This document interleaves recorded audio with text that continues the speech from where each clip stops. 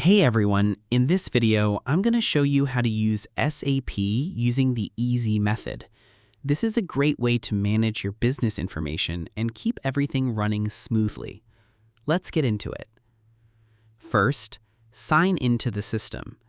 The first step is to open the program and enter your private area. You need to use your secret keys so the computer knows you are allowed to see the files.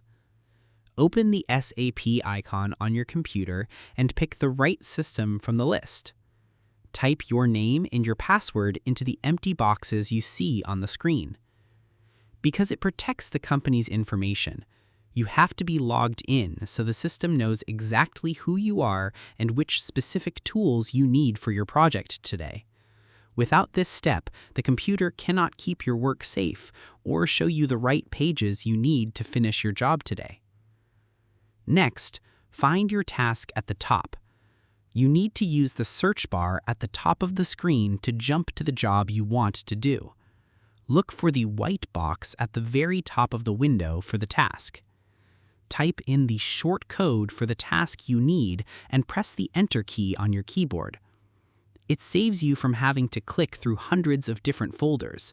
This box acts like a shortcut that takes you exactly where you need to go in an instant. It ensures you don't waste any time searching for your work, allowing you to jump straight into the specific page you need right now. Next, enter your project details. Now that you are on the right page, you can put your information into the boxes provided. Fill in the blank spots on the screen with the numbers or names you have. Check each box to make sure you didn't skip any important information before moving to the next part. Because the computer needs clear and correct details to process your request. By putting in the right information, you are giving the system the exact instructions it needs to follow. It is the key step to getting the right output for your task and making sure all the records stay accurate for everyone else to see. Lastly, save and finish your work.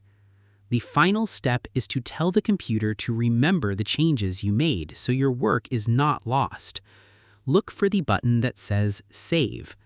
Click the button and wait for a small message at the bottom to tell you that the save was successful. Because it locks your filters into the system so it stays there forever. Saving makes sure all your changes are kept safe even after you close the program. Once you see the success message, you can exit the page knowing your job is finished perfectly. And that's it. To use SAP, you must first sign into your account to get to your tools safely. Then you use the top search box to jump directly to the page you need. Next, you enter your project details into the boxes provided. Finally, you save your work to make sure every change is stored. This straightforward plan makes sure your business projects are smooth and easy to build. I hope this helped you out, and I see you in the next one.